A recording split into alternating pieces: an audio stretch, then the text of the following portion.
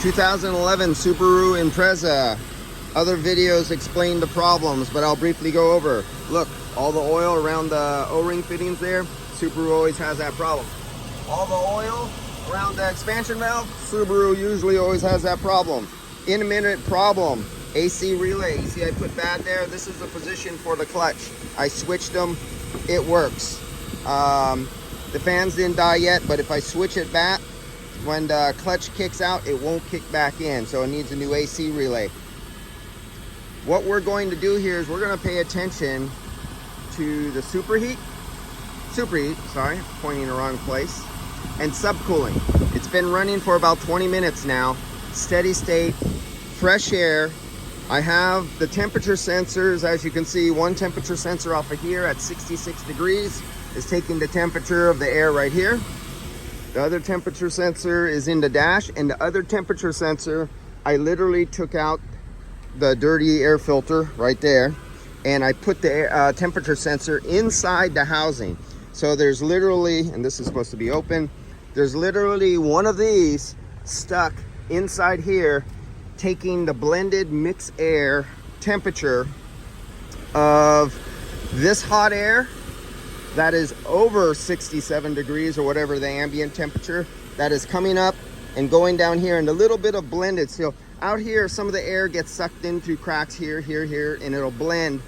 And since this air is like 100 and some degrees right here, let's check that out. Watch this. Okay, so we're 70 degrees now right here. Let's take this temperature sensor and let's put it right here, and let's see what the temperature of this air is. This air is being sucked in right there. So that is 110 degrees. And this is a cool day of 66 degrees right now. So what is the temperature of 110 degree air plus the 66 degree air that'll be pulled up through here, through the side, through over there? Everywhere it can suck air, it will suck air.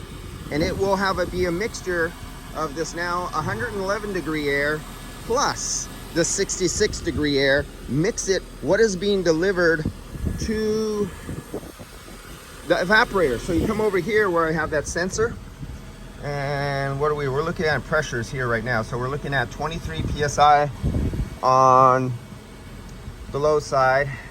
We're looking at 167 psi on the high side, but let's look temperature wise.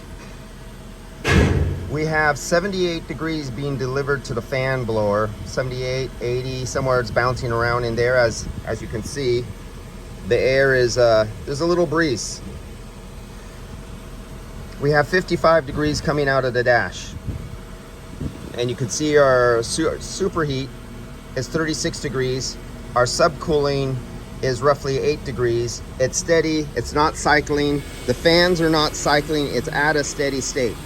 So what we're gonna do is we're gonna add some vapor, and we are gonna weigh how much refrigerant I put in, and you're gonna watch the superheat change, and you're gonna watch the subcooling change.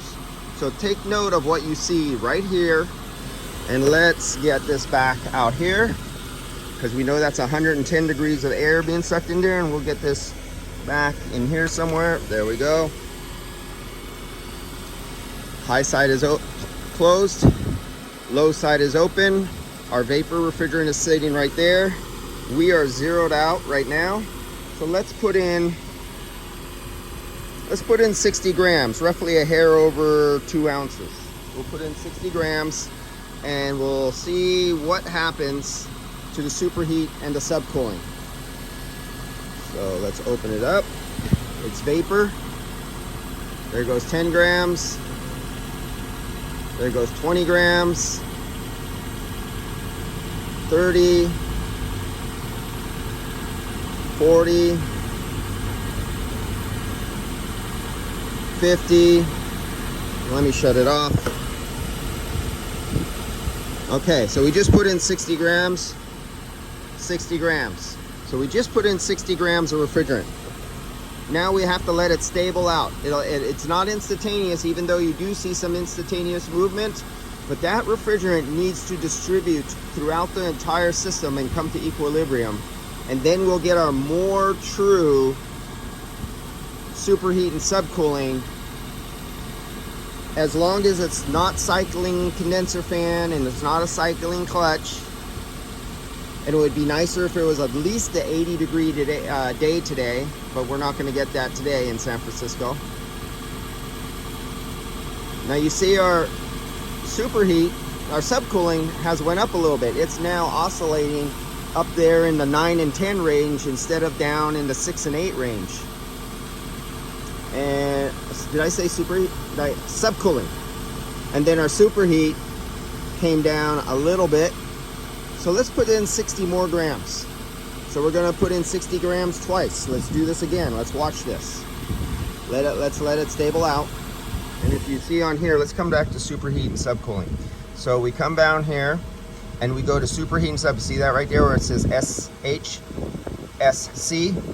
You could see where I put in and how it changed so drastically when I put in the refrigerant at that moment. And you can see the average, see the 10 line right there where it says 10? You see it average down here at 786, 786, it was below the line.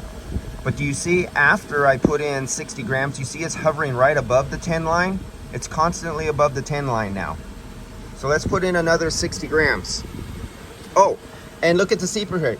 Remember the superheat was 36, 36, 36, 37, and then I put in the refrigerant. You can see exactly when I put in the refrigerant. You can see exactly when I stop putting in the refrigerant, and you can see it start to equalize.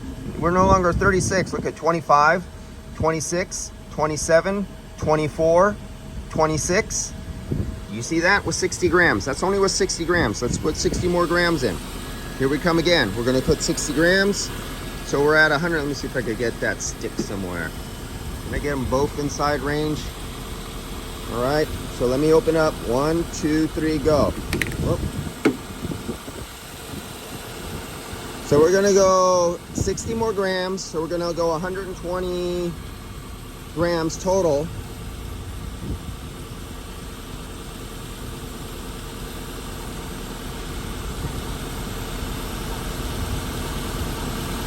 Okay, let me shut it off right there and see if that stables out. There we go, right about 120. Now we need to let the refrigerant stabilize again. But there'll be some instantaneous changes. So let's look at the superheat and subcooling back here again. And yes, I have low quality audio, low quality video. I don't edit. I'm the worst guy on the internet. There's nobody worse than me. I pride myself in that. Don't listen to me because I don't know what I'm doing because I shoot bad videos. Now, if you take a really good look here, you could see the very moment I opened up the valve to introduce another 60 grams of refrigerant, and you can about see at the very lowest there, you can see where I shut off the valve and then it climbed back up. Now it's searching for its stabilization. And so you can see where we were right above 10 and we're always hovering around 10, 9, 10, 9, 11, 9, and then I added the refrigerant right there. And now where are we? Our subcooling is at 13.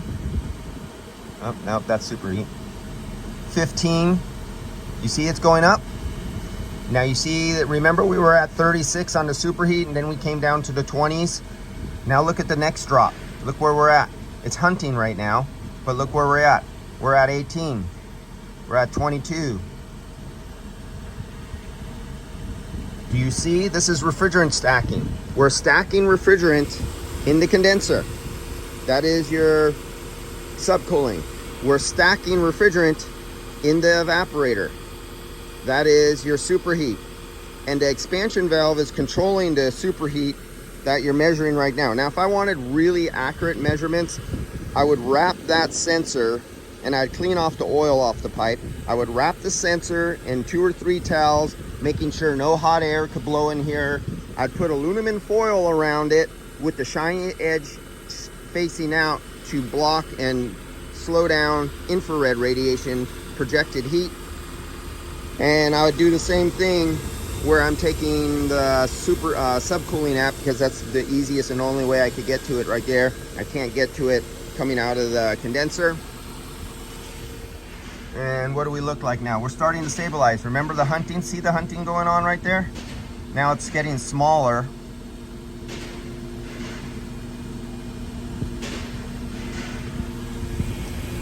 Now, I'm gonna do a recovery, and we're gonna recover the refrigerant out of here. And we're gonna measure. I put in 120 grams. So whatever I take out, we're gonna subtract 120 grams, and we're gonna see where it comes to this between 450 and 500 grams. And whatever I put in, 120 grams, we're gonna subtract, and that's what it had before. And if you compare that to the 36 degrees of superheat that it had before, and the 6, 7, or 8 subcooling that it had before compared to now. So I'll be back on the next video.